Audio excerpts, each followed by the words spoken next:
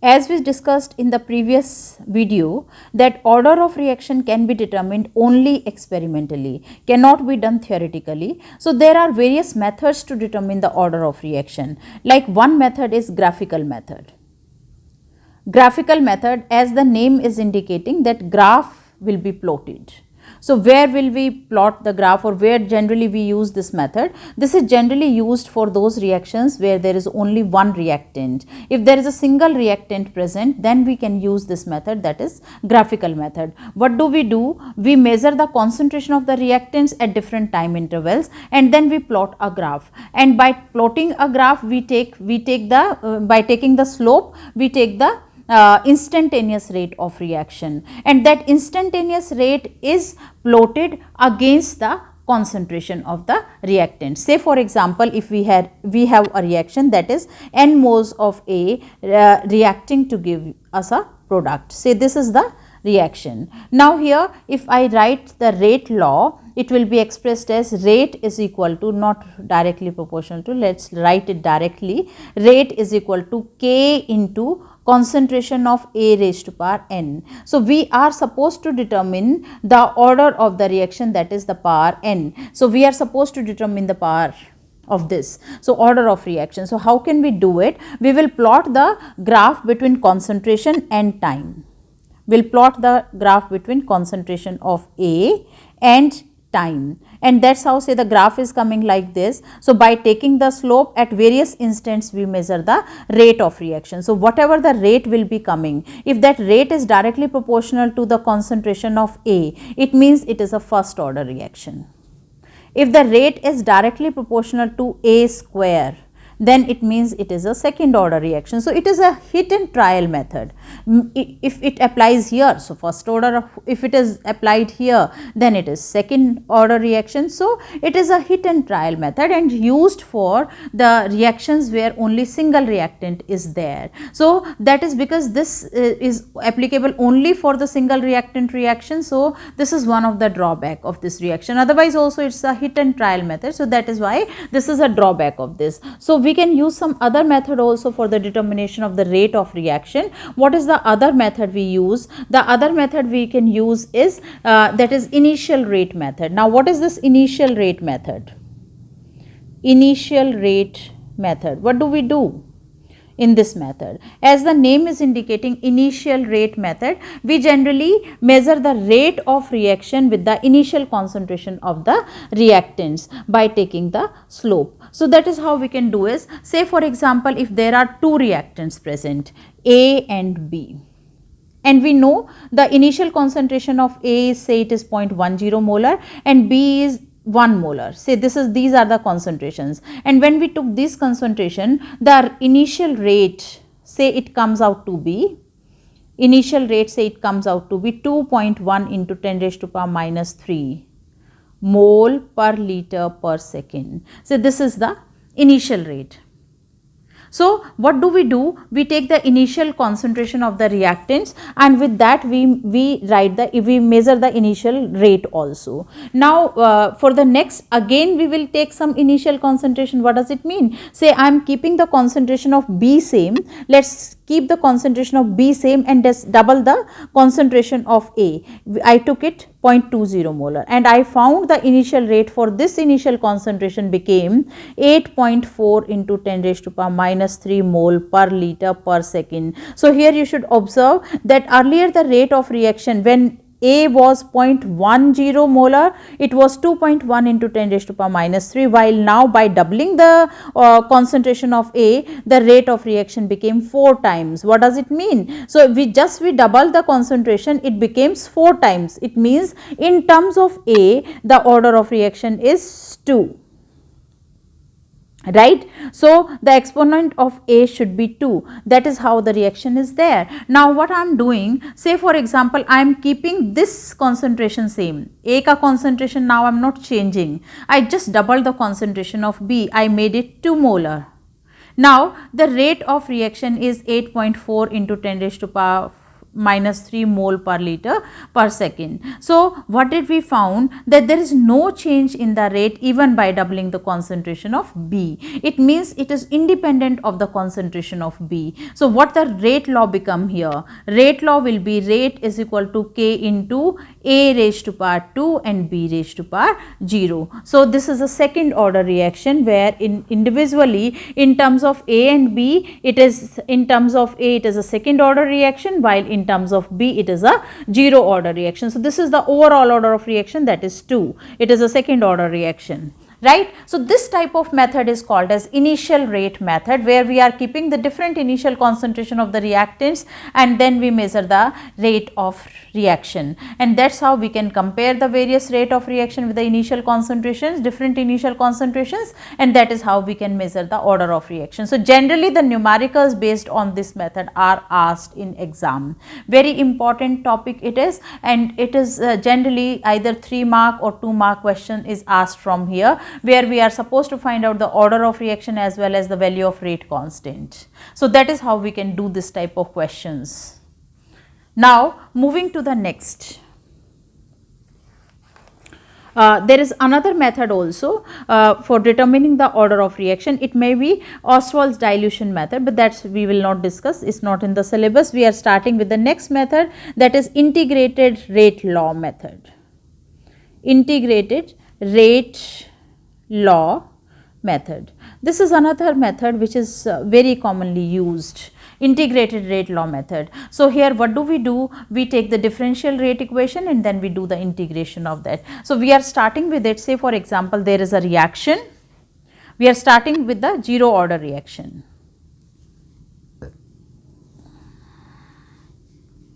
Say the reaction is R is the reactant converted to P, that is the product. And for this reaction, if I write the rate of reaction, what it will become? Rate is equal to K into R raised to power 0. Why R raised to power 0? Because the order of reaction we are assuming that it is 0, right. Now rate we can write like this also, decrease in concentration of R divided by time taken for it. So dr upon dt, dr means small change in the concentration of R with the small time interval, that is dt. So this is what? This is the differential rate equation or differential rate law. Now if we solve it further, what it will become? It will be minus dr upon dt is equal to K. Or we can write it like this also, dr is equal to minus K dt, if we rearrange the equation. Now integrating both sides, if we integrate both sides of equation 1, say this is equation 1, if we integrate both sides, what it will become on integration? It will be dr will become R and it will be equal to minus Kt plus I. Now what this I stands for? I is the integration constant.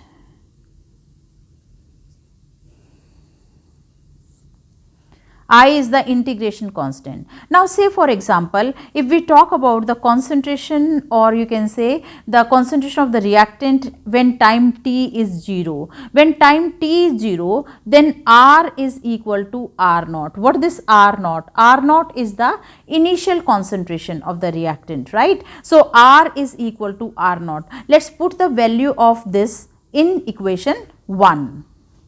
Substitute the value in equation 1. Now what do we get? We will get, sorry, not in 1, in 2, in equation 2, right. So what do we get? R is equal to R naught here and minus Kt, K into 0 plus I. Because why K into 0? Because t is equal to 0 we are talking about. So at t is equal to 0, R is equal to R naught. So we are substituting that value here. So we are getting here R naught is equal to I.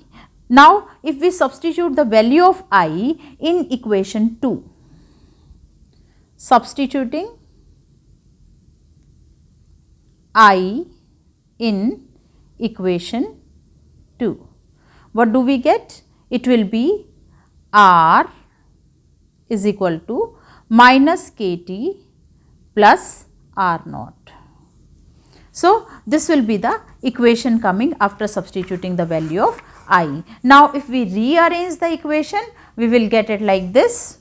Otherwise also, say if we observe the reaction, or if we observe this equation, it is corresponding to the equation of straight line. So, if we plot a graph between R, if we plot a graph between concentration of R with respect to time, then we will get a straight line. There will be a straight line like this with a this slope k is equal to negative of the slope, and intercept will be R naught. Intercept will be R naught here. So, that is how we can identify the order of reaction by the graph also. If this type of graph given to us between R with respect to t with a slope of minus k and intercept of R naught, then we can say it is a 0 order reaction. And if we rearrange this reaction, what do we get here? K is equal to R naught minus R divided by t. So, this is the expression after rearranging the equation. The example of these 0 order reaction is like decomposition of ammonia. This is one example of 0 order reaction. Apart from this, if we talk about the other reactions which take place either at a very high temperature or in presence of sunlight, generally are 0 order reaction. So, this is all about the integrated rate law for the 0 order reaction. So, here what do? We generally calculate the value of K with various values of R, and that is how we can find out whether the reaction is a 0 order reaction or not. Now, moving to the next, that is integrated rate law method for the first order reaction. Now, what about first order reaction? How do we do it? First order reaction, say for example, R is the reactant converted to the product. Now, if we write the rate for it, what it will be? Rate is equal to K into concentration of R raised to power 1, because it is a first order reaction we are assuming, and rate is what? It is minus dr upon dt. So, minus dr upon dt is equal to K into R. So, if we rearrange the equation, what do we get? It will be dr upon R is equal to minus K dt. Now, if we integrate the equation on both sides, say this is equation 1, integrating equation 1 on both sides, what do we get? It will be dr, integration of dr upon R is equal to minus K integration of dt, like this. So, if we integrate this dr upon R, integration of this will be natural log R. So, natural log R is equal to minus Kt plus an integration constant. So, what it is? It is integration constant. Now, if we take time t is 0, or initially at time t is 0, R is equal to R naught. If we write the value in equation 2, if we write the value, then what will we get? This will become equal to natural log R naught. R in place of R we will write R naught. So, natural log R naught is equal to minus K into 0 plus I. So, from here we are getting the value of I is equal to natural log R naught. This is the value of I. Now, substituting the value of I in equation 2.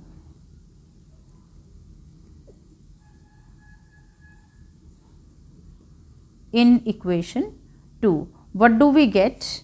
It will become, this is equation 2. So, natural log R is equal to minus Kt plus natural log R naught. So that is how the equation become.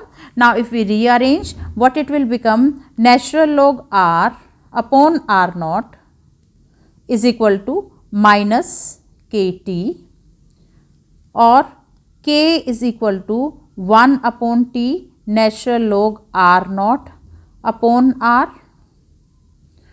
Now if we take this for the time t1 or at initial time t1, then the expression can be modified like this also, that at time t1,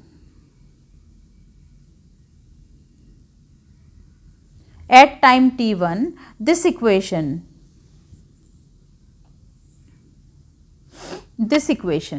can be written like natural log R1 is equal to minus KT1 plus natural log R naught. R naught will not change whether it is time T1 or T2. Why not? Because it is the initial concentration which is same for all.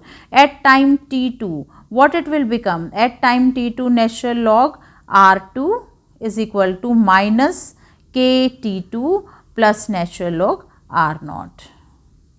Now if we subtract the equation, say this is equation 3 and say this is equation 4. So if we subtract equation 4 out of 3, then what it will become? It will be natural log R1 minus natural log R2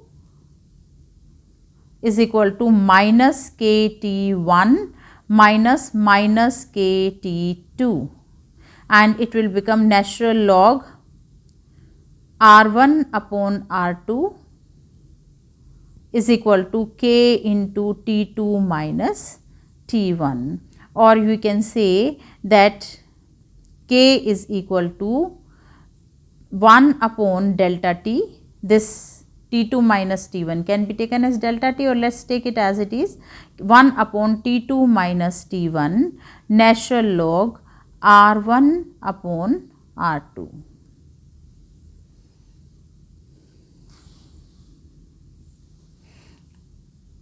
So that is how we get the this integrated rate equation, or we can find out the rate constant for a particular reaction at different time intervals.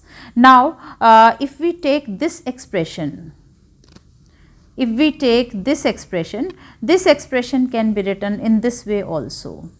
This expression, equation 2, equation 3. This can be written like this also, that is natural log R upon R naught is equal to minus KT. Now if we take antilog on both sides, then natural log will be cancelled and it will become R is equal to R naught e raised to power minus KT. So this is one of the expression for the first order reaction. Right. Now if we compare this equation with the equation of straight line, then how can we do it? Say if we plot a graph, between natural log R, I am talking about this equation, equation 3. If we talk about this equation, so if we plot a graph, sorry, this one. Okay, this is equation 4, this is equation 5. I numbered it wrong, I am sorry. So, say if this is the equation, that is equation 3, and if we compare this equation, it appears the equation of straight line. If we plot a graph between natural log R and T, then its slope will be minus K and its intercept will be natural log R naught. So, natural log R with respect to T, it will come out to be a straight line.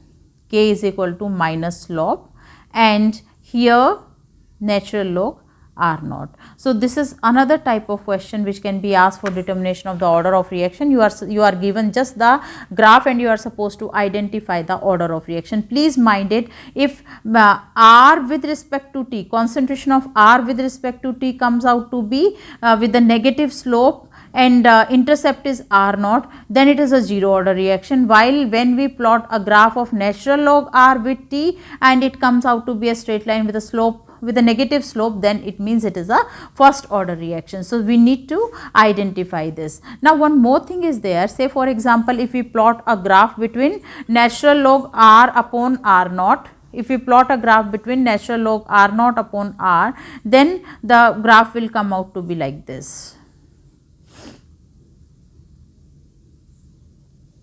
Plot a graph of log r naught upon r with respect to time. The graph will be a straight line with a slope.